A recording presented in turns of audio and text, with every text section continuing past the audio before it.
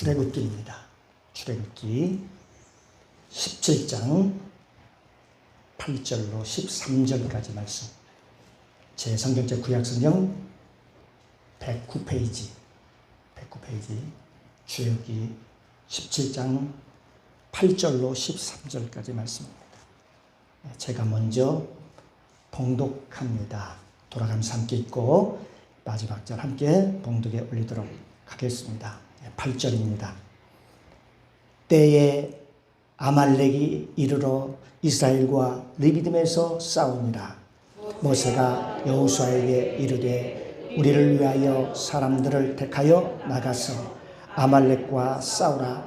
내일 내가 하나님의 지팡이를 손에 잡고 꼭대기에 서리라.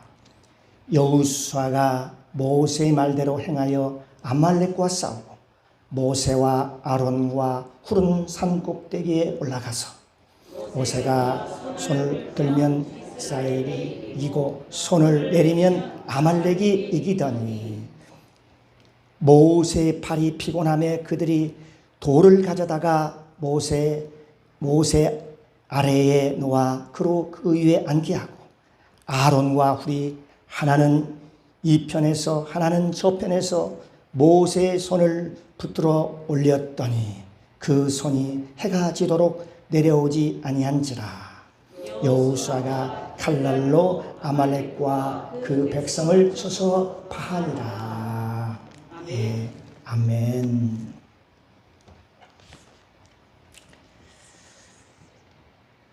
은혜와 사랑이 풍성하신 아버지 하나님, 은혜 감사합니다. 한 주간도 하나님의 은혜 가운데 지켜주시니 감사합니다.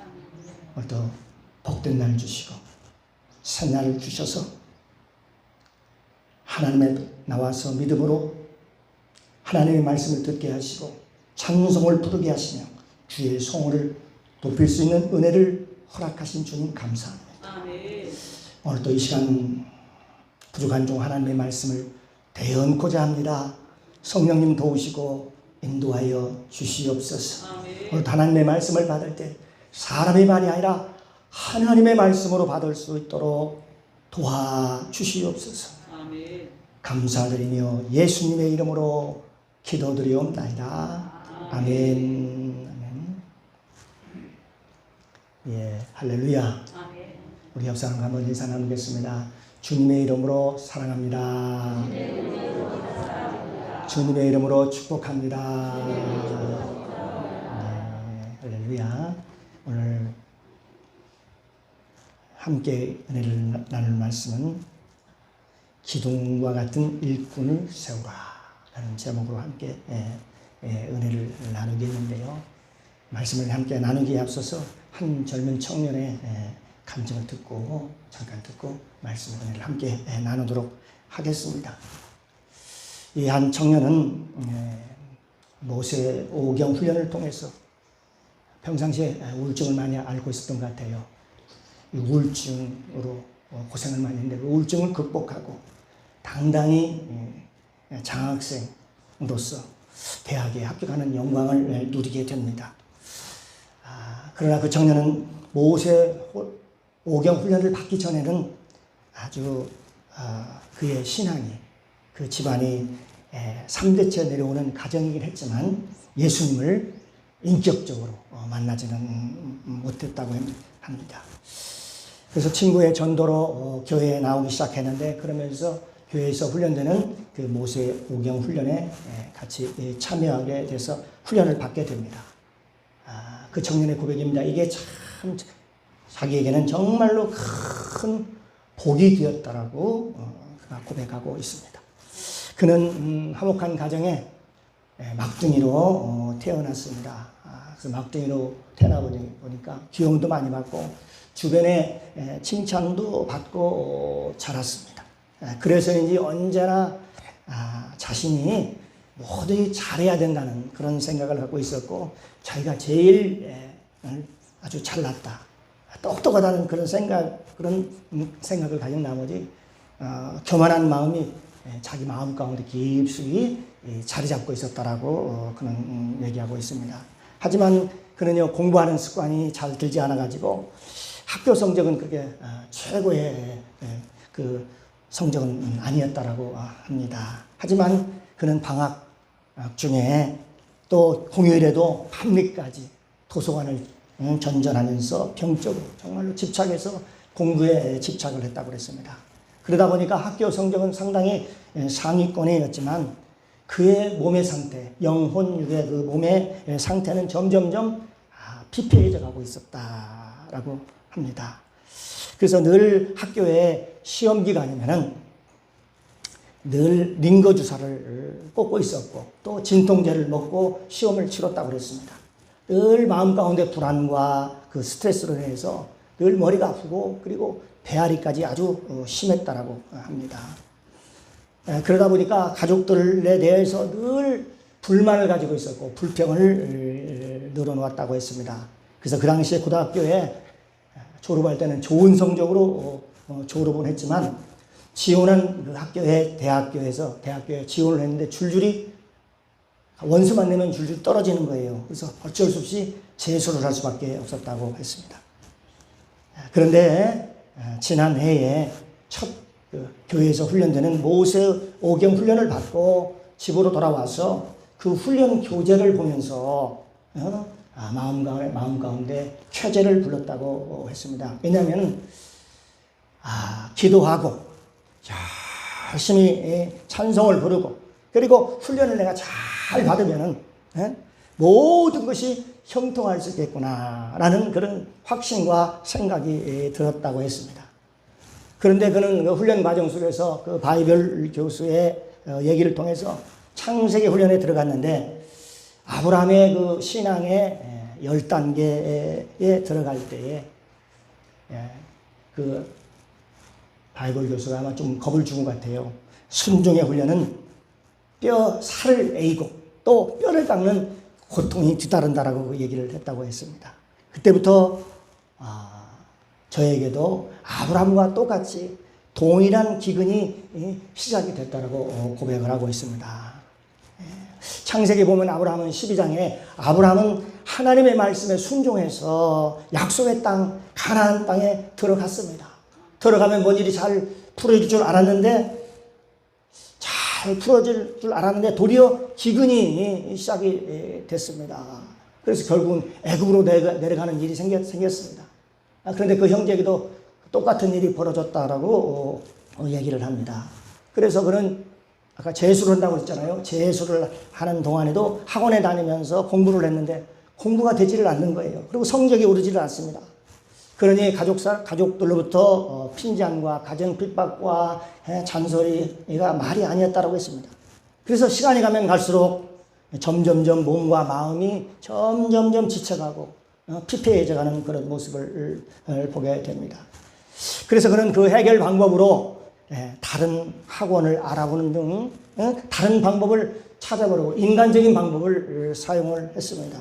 그러나 그 문제는 풀어지지 않고 더욱더 꼬이게 돼가지고 급기야는요 우울 증세까지 생기게 되고 그래서 그의 육체의 몸은 몹시 피폐해져 갔습니다. 이제 더 이상 못 버틸 것 같아가지고 그 다니던 학원까지도 중단하게 됩니다. 그만두게 됩니다. 그는 이런 생각을 했습니다. 그때까지만 해도 자기 생각에 대학에 입시에 붙어가지고 좋은 대학에 들어가면 좋은 데 합격하는 것만으로서 부모님을 기쁘게 해드릴 거라는 생각을 했다고 했습니다. 그게 또 순종이라고 생각했다고 했습니다. 그러다 보니까 다니던 그 입시 학원을 그만두는 것이 너무나 잘못된 것 같아서 스스로 자책감이 들어서 자기감에 빠졌다고 했습니다. 그러나 여호와 하나님께서는 교회의 여름 수련회 때에 저에게 찾아오셨고 하나님께서 이런 감동을 그 학생에게 청년에게 주었다고 했습니다. 기도 가운데요. 너는 신앙도 공부도 효도도 다 네 힘으로 완벽하게 하는 것이 부모에게 아니면 또 나에게 하나님에게 나에게 잘하는 걸로 알았지 하면서 하지만 나는 그렇게 생각을 안 해. 지금 하나님의 말씀입니다. 내가 어떤 상황에서도 나를 놓치지 않고 내 손을 놓지 않고 흔들리지 않고 예배 자리를 굳건히 지키는 것이 더 중요해. 기도 가운데 이런 음성을 들었다는 것입니다. 그런데 네가 그렇게 하나 안나 그렇게 하나 그렇게 하지 않나를 내가 그것을 보고 있었답니다. 너 그거 알고 있었니? 라고 그렇게 하시는 거라고 했습니다. 그런데 하나님께서 너는 예배의 자리를 지켰다. 주일날도 꼭 빠지지 않고 교회에 나가게 됐고 한 번도 예배 빠지지 않고 아무리 바쁘고 아무리 수험생이라 하더라도 주일날 꼭 가서 예배를 드리고 정심으로 예배를 드렸다. 예배 자리를 지켰다. 너 참 잘했다. 하며 하나님이 그 청년의 그 모습을 지켜보고 있었다라는 것입니다. 그는 이런 고백을 했으면 나는 원래 안정적이지 못하고 걱정을 많이 하는 성격이고 의심이 많은 성격이었고 또한 욕심이 많아서 또한 완벽주의 성향이 강했다고 했습니다. 그래서 어떤 일이 발생이 되면 자기 몸을 사르지 않고 무리한 계획을 세웠어요. 그러다 보니까 일을 망칠 때가 참 많이 있었다라고 얘기를 합니다. 그러다 보니 늘 마음은 피곤하고 몸은 아프고 수시로 우울한 감정에 빠져들고 했다라고 했습니다. 그러나 그는 교회의 수련회 그 이후에 제 삶이 너무나도 바뀌게 됐다. 완전히 사람이 바뀌게 됐다라고 얘기를 합니다. 뭐가 바뀌냐면 매일매일 아침에 일어나서 독서실이 아닌 그전에는 막 학원으로 어디로 그다음에 독서실로 먼저 갔는데 교회에 나와가지고 교회 성전에 와서 먼저 하나님한테 기도하고 하나님께 기도하고 그리고 움직였다는 것입니다. 그리고 무슨 일을 시작을 했다는 겁니다. 먼저 하나님을 찾았다는 것입니다. 이게 그래서 습관이 돼가지고 좋은 습관이 몸에 배이게 된 것입니다. 늘 하루에 2시간에서 3시간씩 말씀과 기도로 채우고 또 찬송을 부른 후에 그런 다음에 뭘 해도 하게 했고 공부를 시작을 했다고 했습니다. 이제 제가 달라진 것이 있습니다.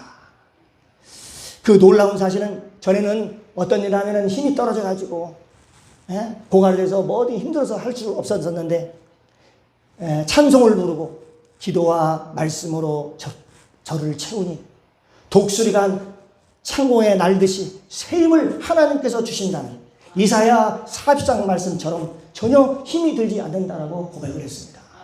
하나님께 기도하고 말씀 보고 찬송하고 그리고 하면은 아무리 좀 무리하게 하더라도 힘이 들지 않았다고 그가 고백하고 있습니다. 우리는 이 성경 말씀을 통해서 우리가 알고 있지요. 이사야 40장 31절 말씀입니다. 오직 여호와를 앙망하는 자는 새 힘을 얻으리니. 아멘이십니까? 오직 여호와를 앙망하는 자는 새 힘을 얻으니 독수리의 날개치며 올라감 같을 것이 다른 박제도 번비치 아니하겠고 걸어가도 피곤치 아니하리로다. 그렇습니다. 그 학생은 믿음과 더불어서 중요한 체험을 몸소합니다. 그 청년은 비로소 예배가 회복되고 예배의 자리가 바로 세워진 후로는 하루에 옛날에는 하루 종일 공부해서도 능리도 안 올랐는데 하루에 4시간만 집중해서 공부를 했다고 했습니다. 그런데 머릿속으로 쏙쏙 잘 들어가는 것입니다. 하나님은 예배 가운데서 여호와의 복을 주십니다. 예배가 회복되면 어떤 형태로든 하나님께서 복을 주십니다. 수능 시험 보는 날 아주 평온한 마음으로 시험지를 풀었다라고 했습니다. 그리고 수능 보는 날 다음 날 한동대에 합격자 발표가 있었었는데 그 시험 수시 시험에도 합격을 했다라고 했습니다. 바로 평상시 그가 기도하던 대로 1년 전액 장학금을 받게 됐다라고 했습니다. 그래서 그 학생이 이렇게 고백했습니다. 모든 것이 하나님이 하셨습니다. 모든 주님이 이루셨다고 고백을 하고 있습니다. 하나님께서 인도하시는 것은 정말로 정확하시다 하면서 평상시에 훈련받을 때 그 교수님이 하시는 말씀이 생각나서 너무나도 놀랍기도 하고 신기하기까지 했다라고 했습니다. 이 모세 오경 훈련은 말씀 따로 삶 따로가 아닙니다. 바로 말씀과 삶이 하나인 것입니다. 그렇습니다. 말씀이 삶으로 그대로 이어지는 것입니다. 이제 안개와 같았던 저에게 신앙생활이 한 단계 업그레이드했다, 한 단계 높아졌다라고 얘기를 하고 있습니다. 저는 모세 오경 훈련과 회복을 통해서 많은 변화가 있었음을 고백하고 있습니다. 무엇보다도 가장 감사한 것은 하나님이 함께하는 평안을 누리고 있다는 것입니다. 중요한 것은 뭘 하든 간에 하나님이 함께하는 그 평안이 최고잖아요. 최고. 그렇지 않습니까? 바로 임마누엘의 축복입니다. 주님이 함께 하시는 축복입니다. 오늘 말씀을 듣는 저와 여러분도 주님이 함께하는 축복이 있기를 주님의 이름으로 축원합니다. 요한복음 14장 20절은 우리에게 말씀하고 있습니다. 평안을 너희에게 끼치노니 나의 평안을 너희에게 주노라. 내가 주는 것은 세상이 주는 것과 같지 아니하니라. 그러므로 마음에 근심하지도 말고 염려하지도 말라. 그러니까 하나님 말씀이 있지 않습니까? 그 학생은요, 이전에는요, 뭔가 항상 뭔가 완벽하기 위해서 애를 쓰고 노력하다 보니까 늘 마음이 불안했다라고 했습니다. 그런데 이제는 자기가 좀 부족해도 그리 완벽하지 않아도 괜찮다고 했습니다. 있는 그대로의 그 모습을 모습 그 자체로 하나님께 예배하는 가운데 참 기쁨을 누리고 있다. 그게 그 학생이 그렇게 고백하고 있는 것을 볼 수 있습니다. 그러므로 참된 예배자의 모습으로 살아가는 것이 저와 여러분의 삶 가운데 가장 큰 이유이자 목적이라고 봅니다.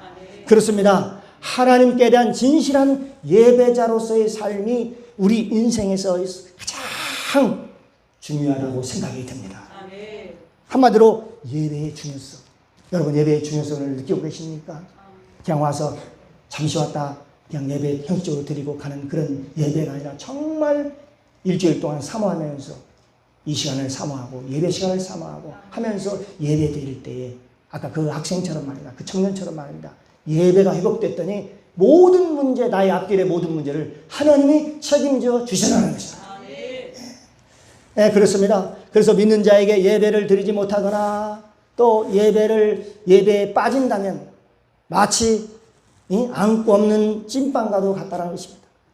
한마디로 맛과 멋을 다 잊어버리게 되는 것입니다. 하나님은 신령과 진정으로 예배드리기를 원하십니다. 요한복음 4장 23절 24절은 우리에게 말씀하고 있습니다. 아버지께 참으로 예배하는 자들은 이렇게 자기에게 신령과 진정으로 예배할 때가 오나니 곧 이때라.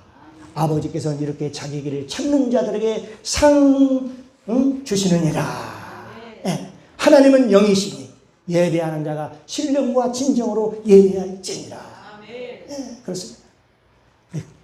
우리가 예배를 오늘도 드릴 때요, 여러분의 마음과 몸과 정성을 다해서 예배 드릴 때 하나님께서 받으시는 줄로 믿습니다. 그래서 오늘 함께 은혜를 나눌 말씀, 기둥과 같은 일꾼을 세우라는 그 말씀을 함께 은혜를 나누려고 하는데요. 하나님이 보시기에 이 건강한 교회가 되려 요소에 필요한 곳에 기둥과 같은 일꾼들을 잘 세워야 합니다. 마치 모세에게는 누가 있었습니까? 공문에도 보면 모세에게는 누가 있었습니까? 바로 아론과 훌이 있었습니다. 그리고 여호수아가 있었습니다. 또 바울에게는 신하에 왔은 바울은 누구에게 있었습니까? 브리스길라와 아굴라 같은 그런 동역자가 있었습니다.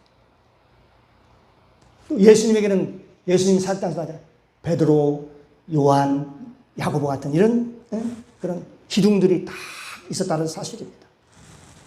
그래서 이 건강한 교회로 성장하기 위해서는 몇 가지 원칙이 필요합니다. 성경은 모세를 통해서 이 두 기둥과 두 가지 지침이 필요하다고 말씀하고 있습니다. 우리가 목회를 바르게 이끌어가는 이 두 기둥은 바로 사역자입니다. 동역자입니다. 그리고 후계자입니다. 누구에게 누가 사역을 하느냐 이 중요하고요. 또 누구에게 물려주느냐, 바통을 이어받게 하느냐 이게 굉장히 중요합니다. 건강한 교회를 이루기 위해서는 몇 가지 원칙이 필요하다고 했습니다. 첫 번째로 사역자를 키우는 지도력입니다. 사람을 키우는 겁니다. 혼자 힘으로 모든 일을 이루어갈 수 없습니다. 반드시 거기에 필요한 동력자가 필요한 것입니다. 사역자 한 사람이 너무너무 중요하다는 것을 알 수가 있습니다. 성도의 몇백 명의 성도보다도 주의 종 한 사람이 위치가 너무너무 중요합니다. 바로 그 구약 시절에도 바로 제사장의 위치가 그랬습니다. 오늘날은 바로 목회자를 의미합니다. 목회자 한 사람이 너무너무 중요하다는 사실입니다. 두 번째로는 은사 중심적 사역이라. 그 얘기는 뭐라면 필요에 따라서 그때그때에 따라서 은사에 따라서 적재적소의 사람을 잘 그 은사에 따라 잘 사람을 배치를 하는 것을 의미하는 것입니다. 세 번째는 열정적인 불같은 영성이 필요합니다. 반드시 불을 받아야 성령의 불을 받아야 사역을 잘 감당할 수 있습니다. 성도의 삶으로도 성령의 불을 받아야 능력 있는 성도의 삶을 살아갈 수가 있게 되는 것입니다. 네 번째로는 영감 있는 예배입니다. 바로 오늘 또 이 예배가 성령이 함께하는 예배, 성령이 운행하는 예배, 불이 있는 예배, 성령의 불이 임하는 예배가 되기를 주님의 이름으로 축원합니다. 다섯 번째는 전인적인 정인적인 소그룹 나눔입니다. 바로 나눔을 통해서 치료와 회복이 일어나게 되는 것입니다. 이러한 원칙을 어떻게 충실하게 세울 수가 있을까요? 성경은 모세를 통해서 이 두 기둥과 두 지침이 필요하다라고 말씀하고 있습니다. 첫 번째로는 오늘 본문 주제처럼 기둥과 같은 사역자를 세우는 것입니다. 여러분의 평신도 사역자도 포함되어 있고 오늘 그 아론과 훌처럼 말입니다. 모세에게는 그런 동력자가 있었던 것입니다. 사실 목회는요. 군중 속에서 외롭게 걸어가는 사역이라고 했습니다. 하나님은 물론 계십니다. 그렇지만 우리가 뭘 가지고 있어요? 육신의 몸을 가지고 있기 때문에 그리고 이 땅에 살아가기 때문에 만약에 혼자 살아가면 힘들죠. 동력자가 없다면 그리고 혼자 힘으로 그 일을 감당한다면 힘이 들 때 어떻게 해요? 도와줄 사람이 없죠. 힘들면 넘어지고 쓰러지고 마는 것입니다.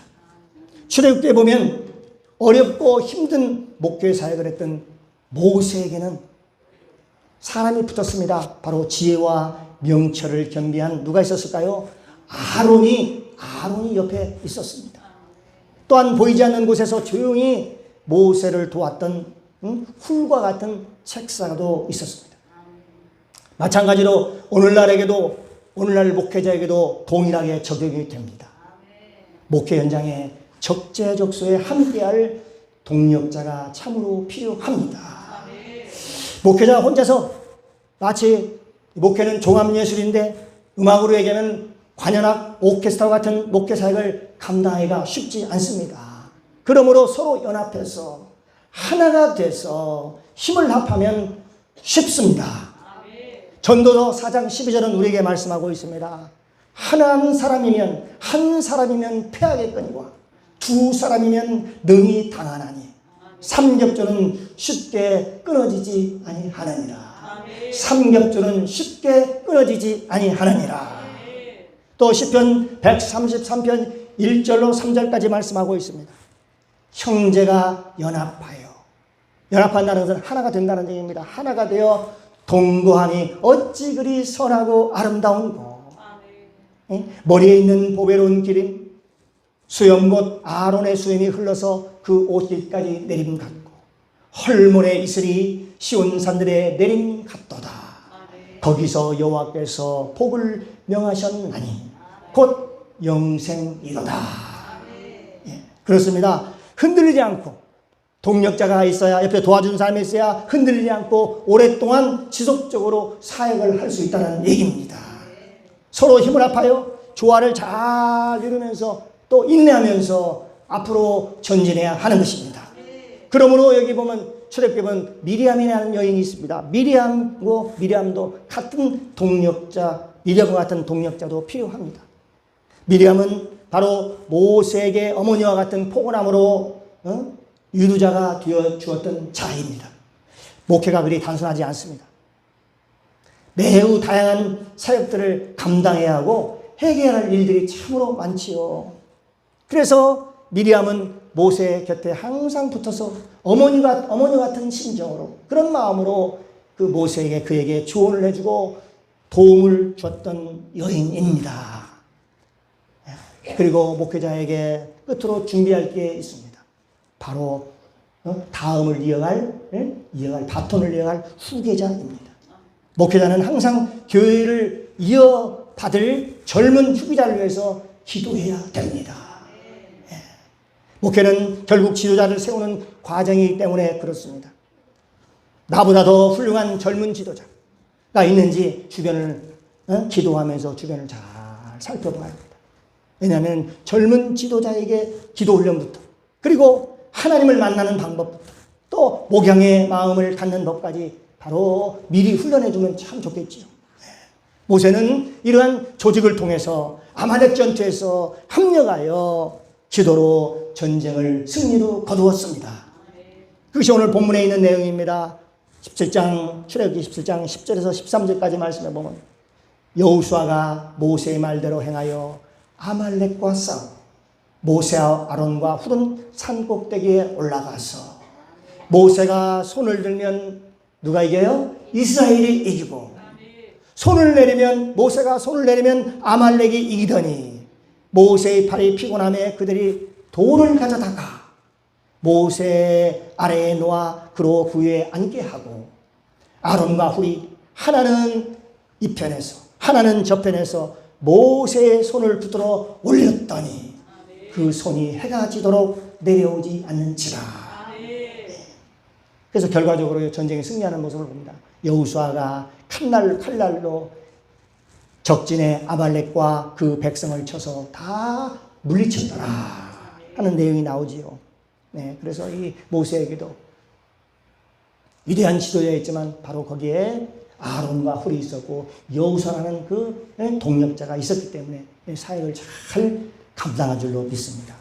예, 두 번째는 큰 기둥 밑에 또 뭐가 있어야 돼요? 작은 기둥들이, 세포들이 쭉 있어야 되지 않겠습니까?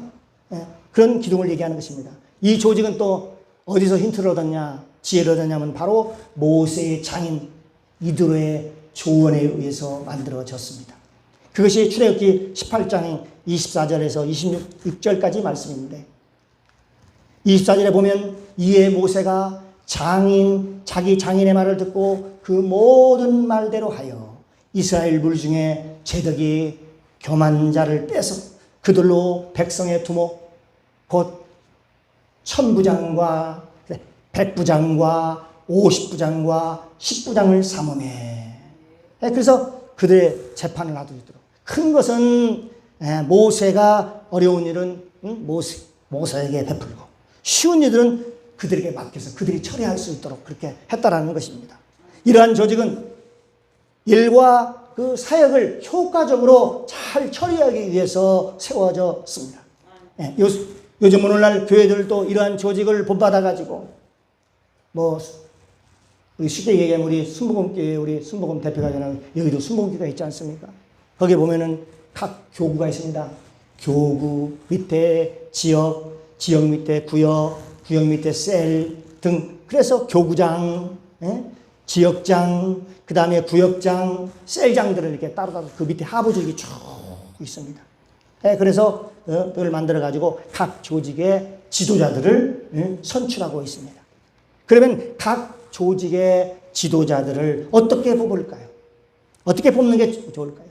그걸 성경에서 분명히 성경에서 답을 주고 있습니다. 성경에 사역자를 뽑는 방법이 나와 있습니다. 그것이 바로 민수기 11장 24절에서 25절까지 말씀입니다. 24절에 보면 모세가 나가서 여호와의 말씀을 백성들에게 구하고 백성의 장로 70인을 모아 장막에 둘러 세우매.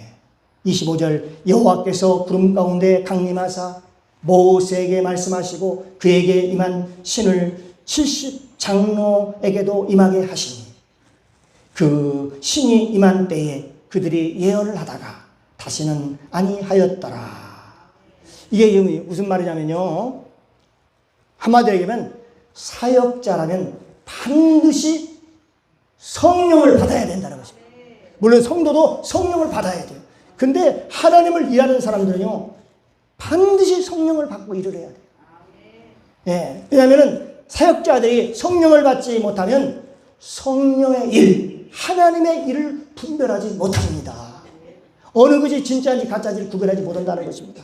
한마디로 얘기하면 하나님의 뜻과 계획을 알지 못한다는 얘기입니다. 그러므로 어떤 교회에서 인간적인 문제에 부딪혔을 때 반드시 갈등을 겪게 되어 있다는 것입니다. 성령의 불을 받지 못하면 어려운 일을 당할 때 자기 자기를 지키지 못하고 그 자리를 박차고 떠나는 사람이 많다는 것입니다. 그러므로 자기 위치를 지키는 자가 좋은 군사입니다. 자기 위치를 잘 지켜요. 성도는 성도로서의 위치, 목사는 목사로서의 위치, 장로님은 장로님으로서의 위치, 권사님은 권사님의 위치, 이 위치가 너무 중요합니다. 자기 위치를 지킨다는 건요, 다른 사람의 위치를 갖다가 위치에 대해서 판단하거나 정지하거나 그러지 않는다는 얘기입니다. 자기 일만 열심히 하라는 겁니다. 식당에 봉사는 자기 일만 열심히 하면 되고요. 식당 봉사하지 않는 사람은 식당 하는 일에 대해서 이렇다 저렇다 얘기하지 말아요. 자기 위치를 자기가 하나님이 맡겨주신 그 일에 중심을 다해서 성심을 다해서 하면 어떻게 될까요? 교회가 잡음이 없고 모든 일이 합력해서 다 손을 이루게 된다는 얘기입니다. 그렇습니다. 이처럼 모세에게도 두 기둥이 있었습니다. 바로 아론과 훌이 있었습니다. 그러면 목회에 필요한 두 가지 지침이 무엇일까? 바로 목회에 필요한 첫 번째 지침은 바로 목회자에 대한 것입니다. 저도 이번에 모세 오경 훈련을 임하면서 저도 깨달은 게 있습니다. 바로 이 목회자가 그렇게 중요하구나. 내 위치가 그렇게 중요하다. 내 위치를 잘 지키는 게 너무나도 중요하다는 사실을 알게 되었습니다. 왜냐하면 목사가 영적인 지도자가 되기 위해서는 먼저 해야 할 일이 있어요. 보니까 목회자가 먼저 하나님을 만나야 됩니다. 먼저 하나님을 만나야 돼요. 하나님을 인격적으로 만나야 돼요. 목회자가 먼저 물과 성령으로 거듭나서 창조주 하나님을 믿고 먼저 주권이 세워져야 합니다. 한마디로 목회자가 먼저 자신이 죽어야 된다는 것입니다. 목회할 때 먼저 내가 죽어야 됩니다. 갈라디아서 2장 20절에 말씀하고 있습니다. 내가 그리스도와 함께 십자가에 못 박혔나니 그렇습니다. 이제는 내가 산 것이 아니요 내 안에 그리스도께서 사신 것이라. 글쎄요. 여기 모세도 마찬가지입니다. 모세는 백성들을 시내산 밑에 남겨놓고 혼자 어디 올라가요? 시내산에 혼자 올라가서 하나님을 만납니다. 모세가 시내산에서 내려와 이스라엘 백성들에게 전한 말은 자신의 말이 아닙니다. 자신의 생각을 전한 것이 아니라 바로 하나님께로 받은 말씀이었습니다. 특히 목사는 자기 생각과 자기 말을 전하는 것이 아닙니다. 오직 하나님의 말씀을 전해야 합니다. 왜냐하면 말씀이 능력이기 때문에 그렇습니다. 여기에 중요한 게 있습니다.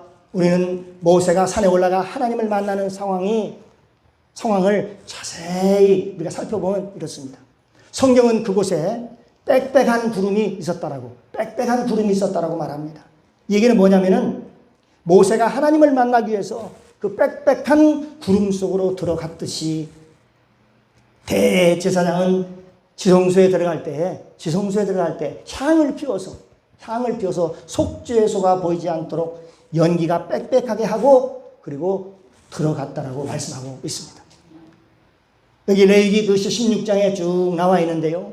13절에 보면 여호와 앞에서 분향하여 향연은 바로 연기를 얘기해요. 향연으로 증거계 위에 속죄소를 가리우게 할지니 그렇습니다. 그리하면 그가 죽음을 면할 것이며 라고 했습니다. 원래 대제사장이 지성소에 들어갈 때는 향단에서 향을 피워서 향이 지성소에 빽빽할 때까지는 들어가서는 안 된다는 것입니다. 향이 그곳에 쭉 흥분하지 않을 때는 거기에 들어간 사람들은 다 모두 다 죽었기 때문에 그렇습니다.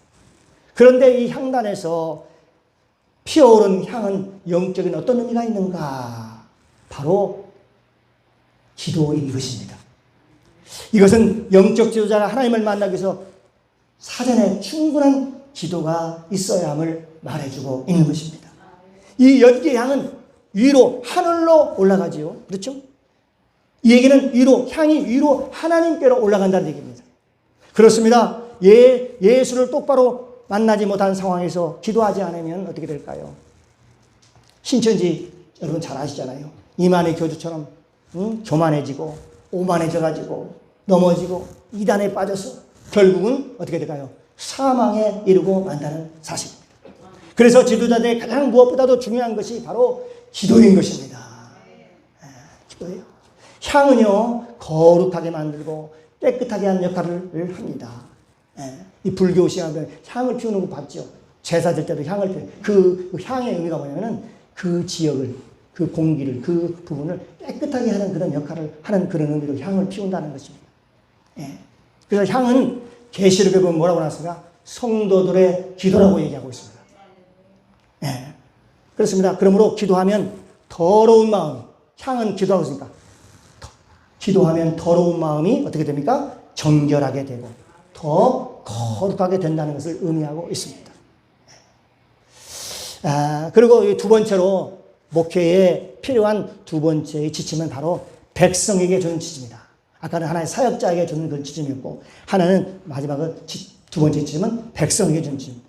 하나님을 만나고 싶어하는 그 백성들에게 주는 지침은 뭘까요? 바로 자신의 영을 성결하게 해서 옷을 빨아가지고 깨끗하게 하라는 것입니다. 성도가 하나님을 만나기 위해서는 우선 자신의 영을 깨끗하게 해야 합니다. 진정한 회개를 통해서 우리 마음에 두 마음을 품지 않도록 깨끗하게 해야 한다는 그런 의미입니다.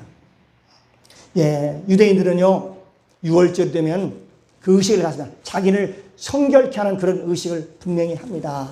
왜냐하면 6월절에 누굴 만나요? 하나님을 만나요. 거룩하신 하나님을 만나기 위해서 그렇습니다. 그렇습니다. 내가 더러워져 가지고 어떻게 하나님을 만날 수 있을까요? 그렇지 않습니까? 만날 수 없지요.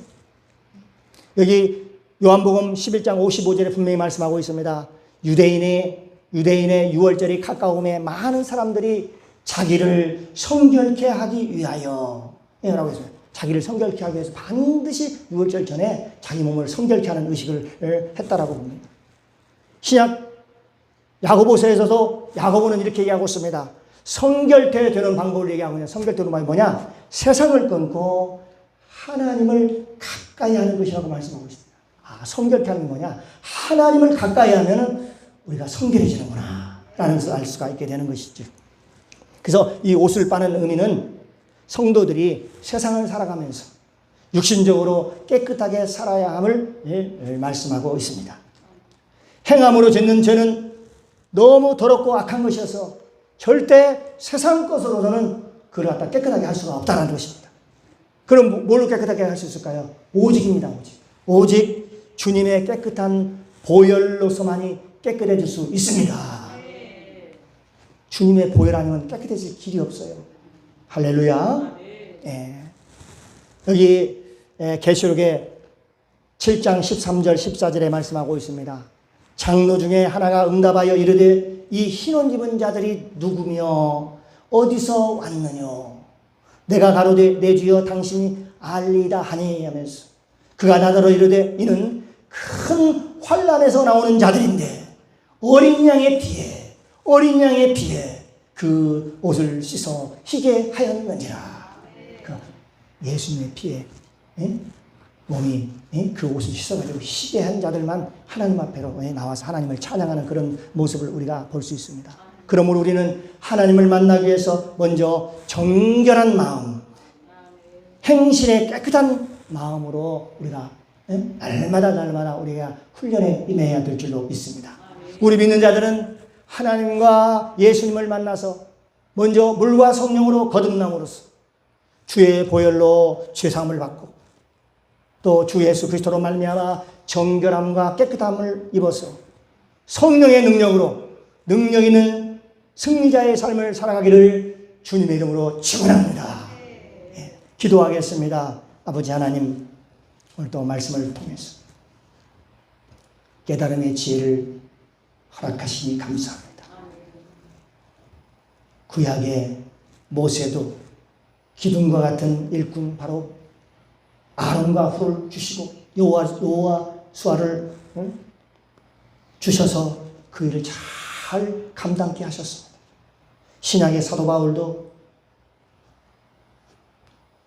그 옆에 누가가 있었고 디모데가 있었고 또 브리스길라와 아굴라 같은 동력자가 있으므로 사역을 잘 감당했습니다. 아버지 하나님, 우리 광립교회에도 정말로 이 목회를 같이 하며 연합하며 할 수 있는 많은 동력자들과 함께함으로 연합하여 하나님의 일을, 귀한 일을 잘 해나갈 수 있도록 은혜를 충만하게 나여 주시옵소서. 그래서 하나님이 하시고자 하는 일들을 이 연합하여 큰 일을 행할 수 있도록, 대사를 행할 수 있도록 성령님 도와 주시옵소서. 감사드리며 예수님의 이름으로 기도드리옵나이다. 아멘. 자, 이어서 350장 우리 찬양하겠습니다.